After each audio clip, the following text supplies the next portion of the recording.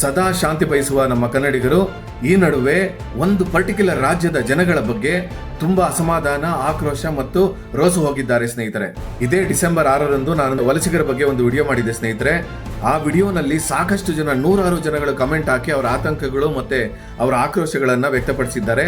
ಖಂಡಿತವಾಗ್ಲೂ ಇಡೀ 6 ಕೋಟಿ ಕನ್ನಡಿಗರು ಇದನ್ನ ನೋಡ್ಲೇಬೇಕಾಗಿರುವಂತ, ತಿಳ್ಕೊಳ್ಬೇಕಾಗಿರುವಂತ ವಿಷಯ ಸ್ನೇಹಿತರೆ. ಆ ಕಾಮೆಂಟ್ಗಳಲ್ಲಿ ಏನಿತ್ತು ಅಂದ್ರೆ, ಕೇರಳ ರಾಜ್ಯದಿಂದ ಬರುತ್ತಿರುವ ವಲಸಿಗರು ಗಡಿ ಜಿಲ್ಲೆಗಳಾಗಿರುವಂತ ಮಂಗಳೂರು, ಕೊಡಗು, ಚಾಮರಾಜನಗರ, ಅದರಿಂದ ಮುಂದೆ ಬಂದು ಮೈಸೂರು ಮತ್ತು ಇದು ಕೊಳ್ಳೇಗಾಲದವರೆಗೂ ಕೇರಳ ಜನರು ಬಂದು ಸಾಕಷ್ಟು ಭೂಮಿಗಳನ್ನು ಖರೀದಿ ಮಾಡ್ತಾ ಇದ್ದಾರೆ.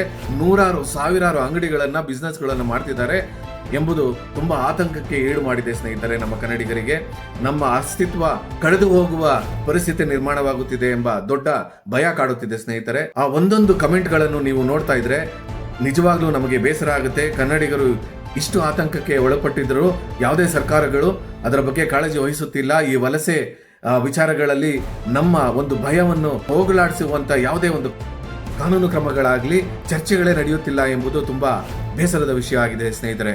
ಕರ್ನಾಟಕದಲ್ಲಿ ಜನಸಾಂದ್ರತೆ ಮೆಜರ್ಮೆಂಟು 350 ಇದೆ. ಅದೇ ಕೇರಳದಲ್ಲಿ ತುಂಬಾ ಭಯಾನಕವಾಗಿದೆ ಸ್ನೇಹಿತರೆ. 850 ಜನಸಾಂದ್ರತೆ ಮೆಜರ್ಮೆಂಟ್ ಇದೆ. ಉತ್ತರ ಪ್ರದೇಶಕ್ಕಿಂತ ಹೆಚ್ಚಾಗಿದೆ ಅದು. ಅಂದ್ರೆ ಉತ್ತರ ಪ್ರದೇಶದಲ್ಲಿ 848 ಇದೆ, ಕೇರಳದಲ್ಲಿ 850 ಇದೆ. ಉತ್ತರ ಪ್ರದೇಶಕ್ಕಿಂತ ಹೆಚ್ಚಿದೆ, ಬಿಹಾರ್ಗಿಂತ ಸ್ವಲ್ಪ ಕಡಿಮೆ ಇದೆ. ಕೇರಳ ಜನಸಾಂದ್ರತೆ ಭಾರತದಲ್ಲೇ 4ನೇ ಸ್ಥಾನದಲ್ಲಿದೆ. ಹಾಗೆ ದಕ್ಷಿಣ ಭಾರತದಲ್ಲಿ ನಂಬರ್ 1 ಪೊಸಿಷನ್ ಅಲ್ಲಿ ಇದೆ ಸ್ನೇಹಿತರೆ. ಅದರ ಅರ್ಥ ಏನು ಅಂದ್ರೆ, ಕೇರಳದಲ್ಲಿ ಜಾಗ ಇಲ್ಲ. ತಮಿಳುನಾಡಿಗೆ ಜಾಸ್ತಿ ಹೋಗಲ್ಲ ಸ್ನೇಹಿತರೆ, ಕರ್ನಾಟಕಕ್ಕೆ ಬರ್ತಾರೆ. ಯಾವುದೇ ರಾಜ್ಯಕ್ಕೆ ವಲಸೆ ಹೆಚ್ಚು ಹೋಗದೆ ಕೇರಳದವರು ಬಂದು ಇಲ್ಲಿ ಸೇರ್ಕೊಂತಾ ಇದ್ದಾರೆ ಸ್ನೇಹಿತರೆ. 350 ಎಲ್ಲಿ, 850 ಎಲ್ಲಿ, ಇದೇ ರೀತಿ ಮುಂದುವರೆದರೆ ಕರ್ನಾಟಕದಲ್ಲಿ ಕೇರಳದವರು ಲಕ್ಷ ಕೋಟಿಗೆ ಬರ್ತಾರೆ ಮುಂದಿನ ದಿನಗಳಲ್ಲಿ. ಈಗಾಗಲೇ ಬಾಂಗ್ಲಾದೇಶದವರು ಲಕ್ಷಗಟ್ಟಲೆ ಬಂದು ತುಂಬಿಕೊಂಡಿದ್ದಾರೆ. ಆಂಧ್ರದಿಂದ ನಮಗೆ ನಂಬರ್ 1 ವಲಸೆ ಇದೆ.